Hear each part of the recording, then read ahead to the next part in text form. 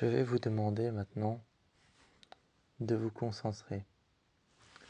Concentrez-vous sur un point précis dans la pièce. Ce point doit être au centre de quelque chose. Il doit être au centre de la pièce. Il peut être au centre d'un mur. Il peut être au centre d'un meuble. Mais concentrez-vous sur ce point. Ensuite, fermez les yeux. Essayez de réimaginer ce point. Réimaginez-le.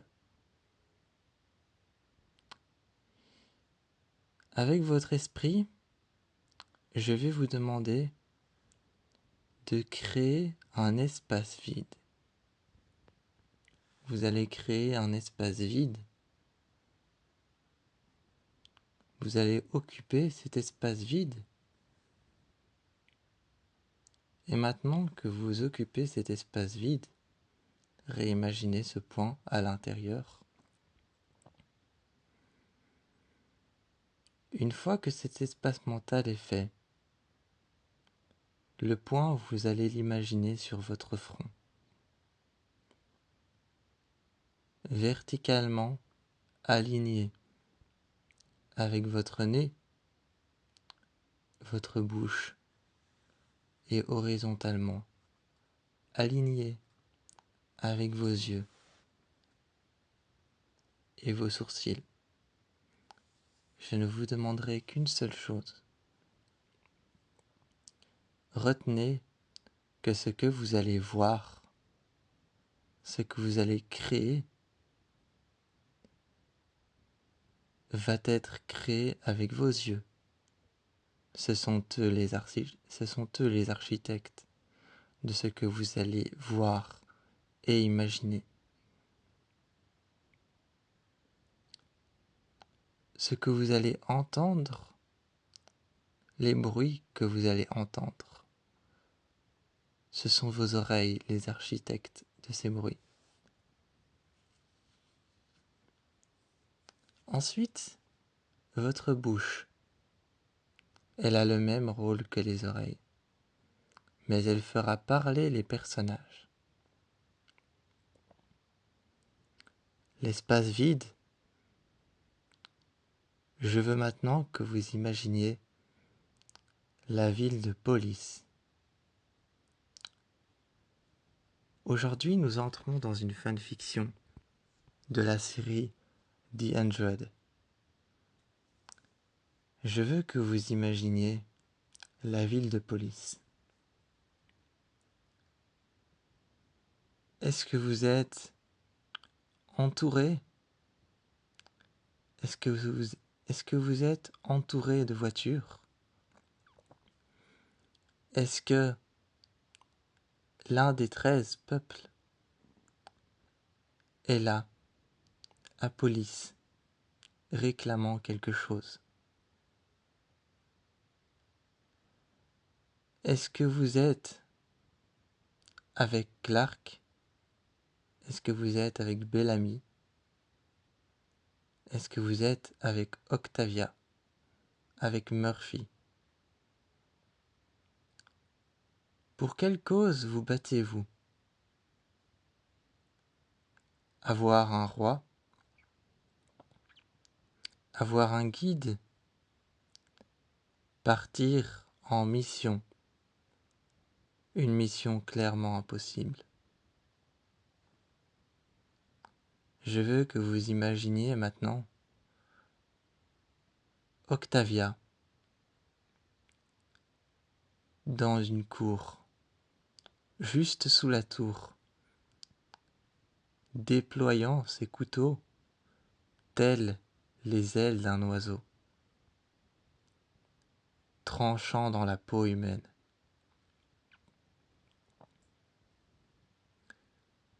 Imaginez le sang chaud couler. Imaginez le bruit des cadavres qui tombent. Imaginez Octavia sortir, nettoyer son arme avec un essuie couvert de sang ou un tissu arraché des vêtements des personnes qu'elle a tuées. Arriver devant Clark et dire que la voie est libre. 4 voitures se préparent. Qu'est-ce que Clark est en train de dire? Elle prépare les ordres. Elle prépare une équipe pour partir. Que dit-elle? Qu'est-ce qu'elle dit à tout le monde? Comment le dit-elle? Avec fermeté, avec ferveur, avec loyauté, avec assurance. Elle prépare les voitures. Est-ce qu'elle a besoin de se justifier auprès d'un peuple qui partira avec elle? De montrer ce qu'il y a à l'arrière des pick-up, de montrer ce qu'il y a à l'arrière des voitures blindées, de leur expliquer quel est le but de cette quête, pourquoi est-ce qu'ils partent. Est-ce que Bellamy, lui, fait preuve de plus de conscience et essaye d'arrêter Clark dans ce qu'elle est en train de faire? Comment Clark réagit-elle? Dit-elle que c'est la seule option? Ou alors, lui explique-t-elle lui explique-t-elle simplement pourquoi est-ce qu'elle veut partir? Ou lui propose-t-elle de venir avec, de se joindre à eux? Est-ce que Bellamy, lui, explique calmement les conséquences, en voyant sa sœur sur le point d'agir?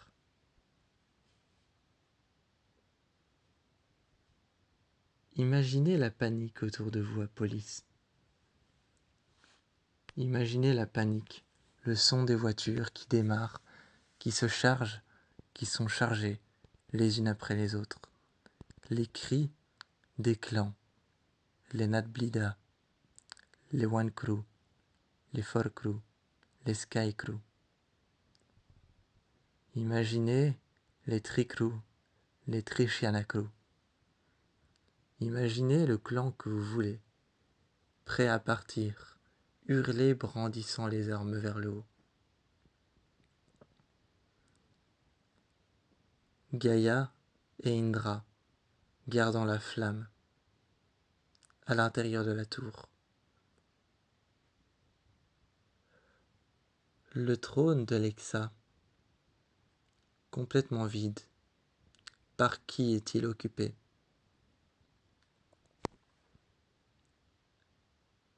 Imaginez que l'on allume les tours. Imaginez que l'on allume la tour. Loin, une tempête de sable arrive. Raven la remarque grâce à des chutes de haute tension qui sont en train d'approcher. Elle réagit en appelant Raven. Raven réagit en appelant Clark. Excusez-moi.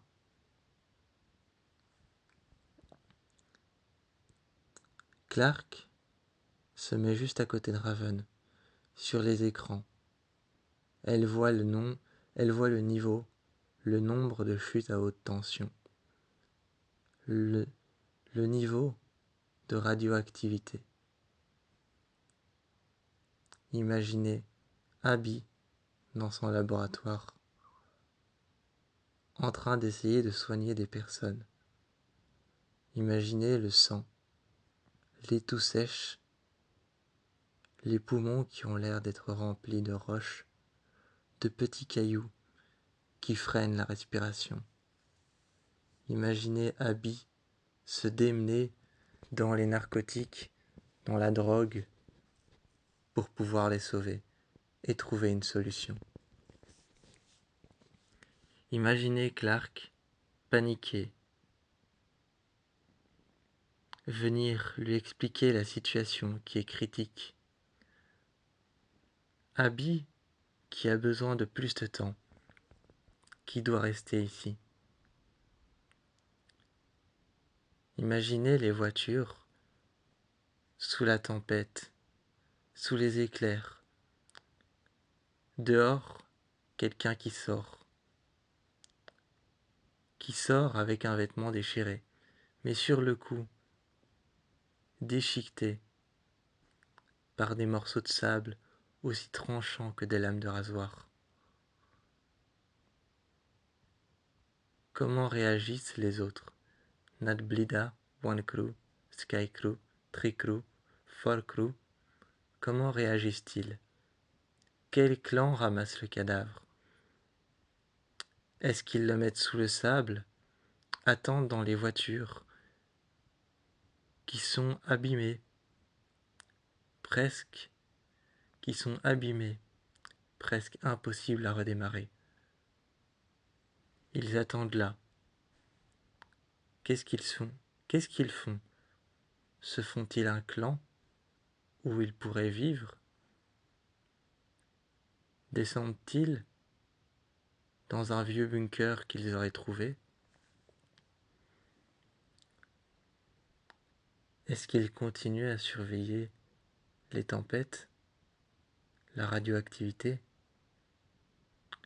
Ou est-ce qu'ils essayent malgré tout d'avancer à travers la radioactivité avec les voitures? Raven,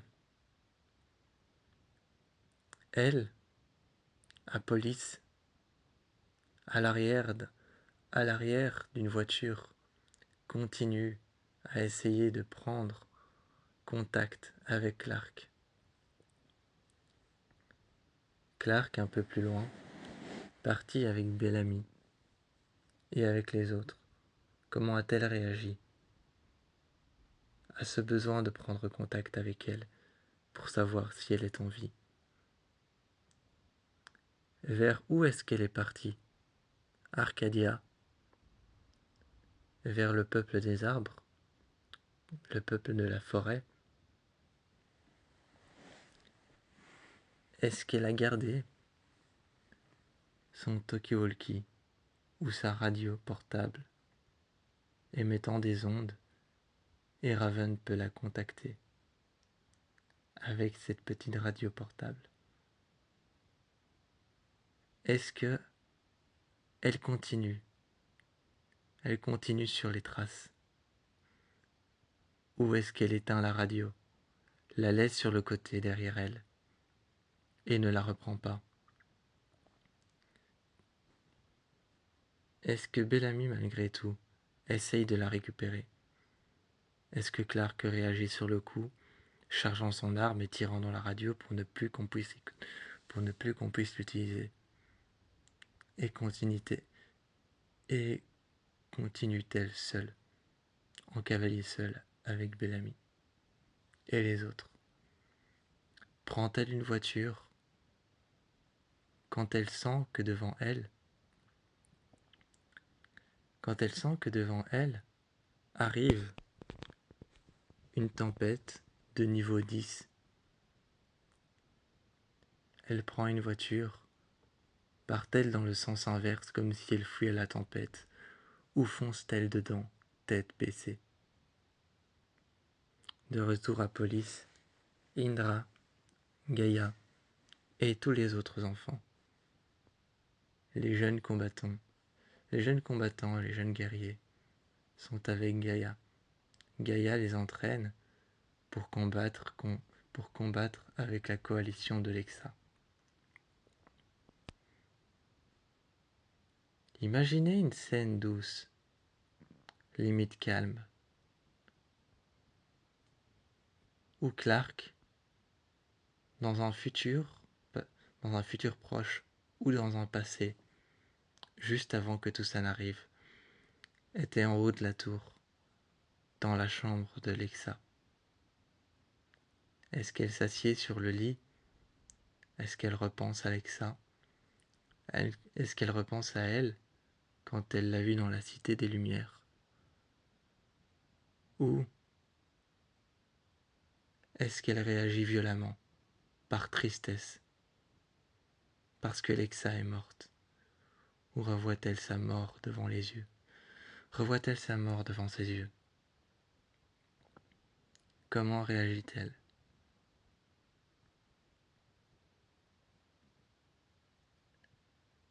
Elle s'assied sur le lit, entend des coups de feu qui coupent ce moment de calme, qui le détruit. Elle sort. Une voiture blindée est arrivée. Des hommes sortent, masqués. Quel genre d'armes tiennent-ils?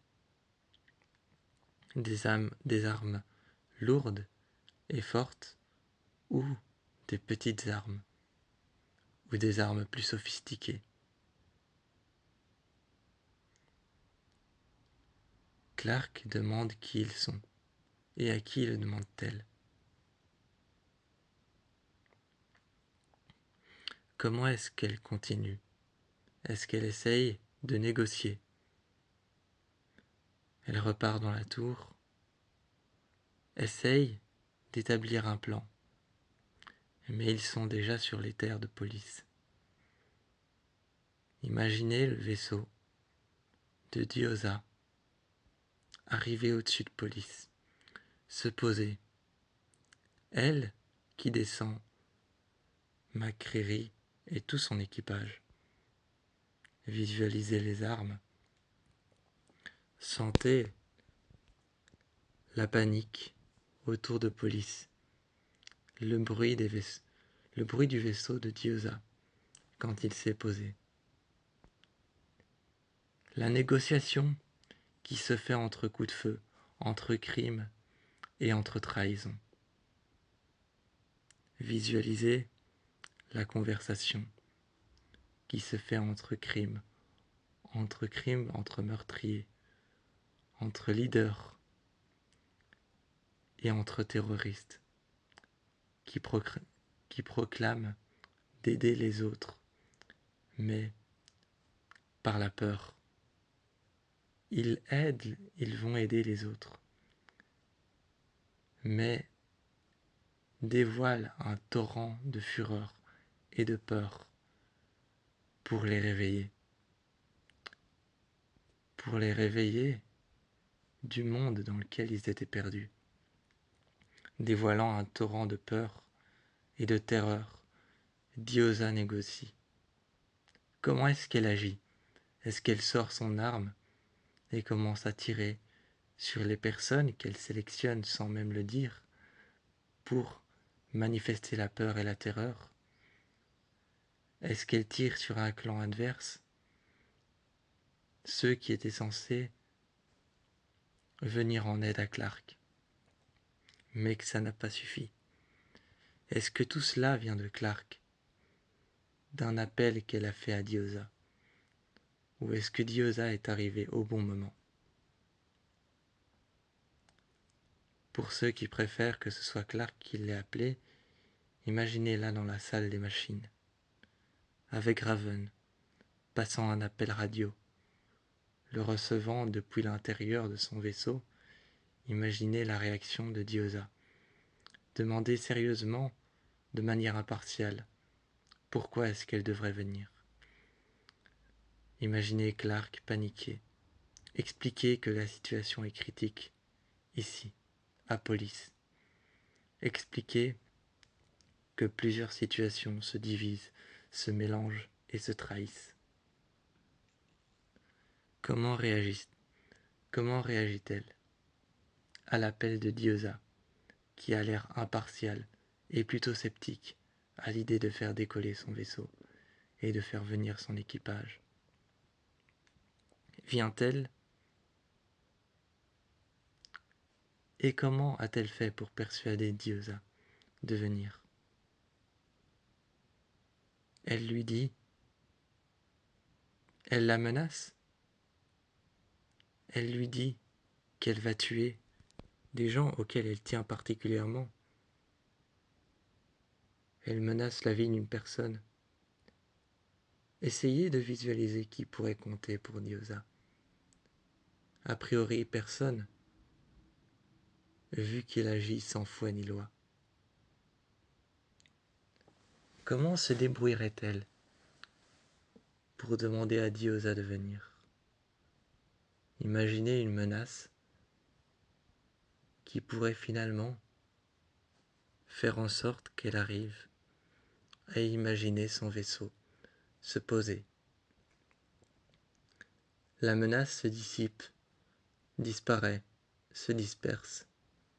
La terreur, engendrer la terreur, engendrer un foudroiement de terreur. Parler de manière impartiale, comme si rien ne te choquait, était la meilleure des options.